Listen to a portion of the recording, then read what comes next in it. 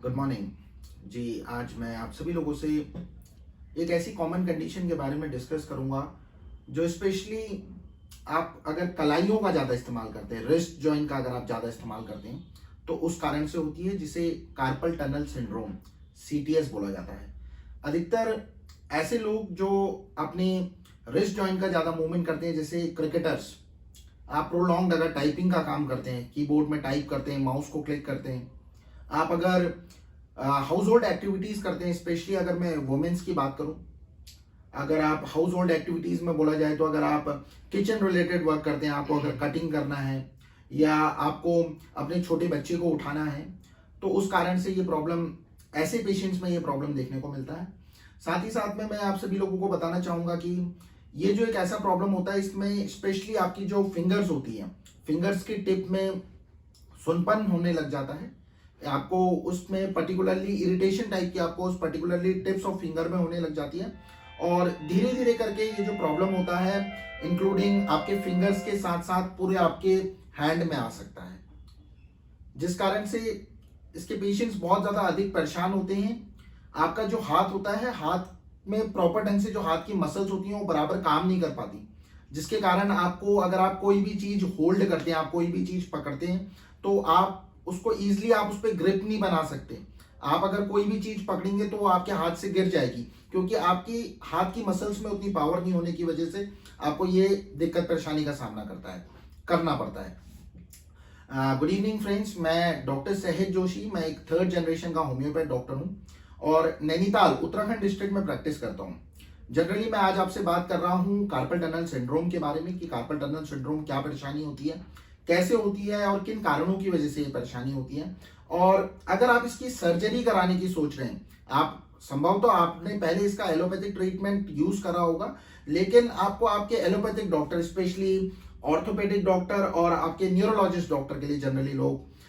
Patients जो इसके होते हैं वो प्रेफर करते हैं जाना। लेकिन आप कॉर्टिकोस्टेरॉइड्स के इंजेक्शन वगैरह भी आपने यूज कर लिए होंगे अगर आपको आराम नहीं मिल रहा है किसी भी तरीके से, और अगर आपके डॉक्टर ने आपको ये सजेस्ट कर दिया है कि आपको इसके लिए जो इसकी सर्जरी होती है, कार्पल टनल रिलीज सर्जरी जिसको बोलते हैं, अगर आप उसको कराने के लिए जा रहे हैं या सोच रहे हैं, तो आप मेरे वीडियो को जरूर देखिएगा। आपको ये वीडियो अगर आप कंप्लीट तरीके से देखेंगे तो आपको बहुत हेल्प मिलेगी और आपको अपनी परेशानी से भी बहुत जल्दी, बहुत अच्छी तरीके से, बिना किसी साइड इफेक्ट्स के आपको बहुत अच्छा इलाज मिल जाएगा। चलिए अब मैं आपसे बात करता हूं कि किन कारणों की वजह से आपको कार्पल टनल सिंड्रोम हो सकता है। जो सबसे पहला कारण होता है वो है जेनेटिक फैक्टर। अगर आपके माता पिता या आपके परिवार में किसी को ऐसा कुछ प्रॉब्लम है, आपको स्पेशली जो टिंगलिंग ऑफ आपके जो टिप्स में टिंगलिंग होने लग जाती है और आपको सडनली रात को उठ के अपना हाथ झटकना पड़ता है, और झटकने से ऐसे पेशेंट्स को आराम मिलता है।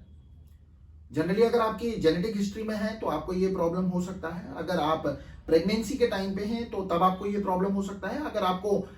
दो बीमारियां हैं, डायबिटीज और हाइपोथायरॉयडिज्म, अगर आपको है तो ये आप बहुत ज्यादा प्रोन है कि आपको ये प्रॉब्लम होने की पूरी संभावना बनी रहती है। अब मैं आपसे बात करूंगा कि अगर आप इसके लिए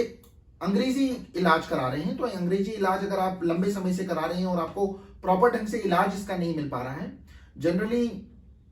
इसके लिए पेशेंट्स अगर कोई प्रोलॉन्ग्ड लंबा इलाज इसके लिए लेता है और वेरियस टाइप के कॉर्टिकोस्टेरॉइड्स वगैरह यूज करता है, तो पेशेंट्स को पर्टिकुलरली स्किन में बर्निंग होने लग जाती है, स्किन में डिस्कलरेशन होने लग जाता है, आपकी स्किन में छोटे छोटे से धब्बे पड़ने लग जाते हैं। उसके साइड इफेक्ट्स जो होते हैं वो आपको सफर करने पड़ते हैं। ऐसे भी मैंने बहुत सारे पेशेंट्स देखे हैं जिनको कार्पल टनल सिंड्रोम होता है, उनको स्टमक में अल्सर्स होने लग जाते हैं, उनको ब्लड प्रेशर उनका हमेशा इंक्रीज करने लग जाता है, और लीवर और किडनी में उनके स्पेसिफिक लीवर और किडनी डैमेज होने लग जाती है, क्योंकि वो प्रोलॉन्ग लंबे समय से एलोपैथिक मेडिसिन का यूज करते हैं, जिसका बहुत ही दुष्परिणाम उनको आगे चल के देखने को मिलता है।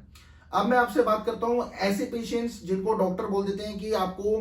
कार्पल टनल रिलीज सर्जरी, इसके लिए आपको सर्जरी करानी पड़ेगी। लेकिन मोस्ट ऑफ द केसेस में मैंने सर्जरी के पेशेंट्स के केसेस में ये देखा है कि सबसे पहले जो सर्जरी इसकी होती है उसमें हीलिंग प्रोसेस का टाइम बहुत ज्यादा है। पेशेंट को कम से कम लगभग एक डेढ़ साल लग जाता है अपने टोटल रिकवरी पाने में, और मोस्ट ऑफ द केसेस में जो इसकी सर्जरी पेशेंट्स कराते हैं, इसके लगभग 50% केसेस ही सर्जरी के बाद सही हो पाते हैं, और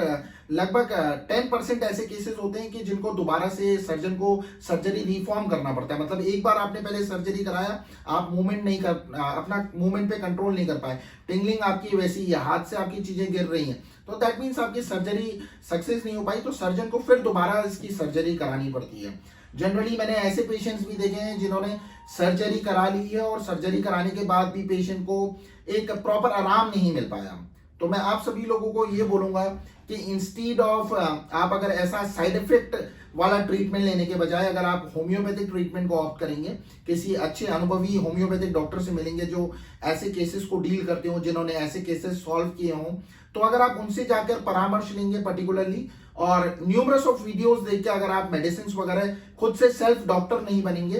तो आपके लिए बहुत फायदेमंद रहेगा। अगर आप अपनी इस परेशानी से निजात पाना चाहते हैं तो आपको डॉक्टर के पास, एक अच्छे अनुभवी होम्योपैथ डॉक्टर के पास जाकर जरूर परामर्श लेना चाहिए। आपको संभव तो अपनी जितनी भी आपको साइड इफेक्ट्स वगैरह हो रहे हैं या आप इसकी सर्जरी कराने की सोच रहे हैं या सर्जरी कराने के बाद भी आपको ये प्रॉब्लम है, तो संभव तो आपको बहुत अच्छा इलाज होम्योपैथिक मेडिसिन से मिलेगा और आपकी परेशानी जल्द से जल्द ठीक होगी। लेकिन मैं पुनः आप सभी लोगों से एक बार और बोलूंगा कि आप सो कॉल्ड वीडियोस देख के खुद से सेल्फ डॉक्टर मत बनिएगा। आप किसी नजदीकी अनुभवी डॉक्टर से जाकर परामर्श लेकर होम्योपैथिक दवाइयों को शुरू कीजिएगा। Thank you so much everyone, thank you.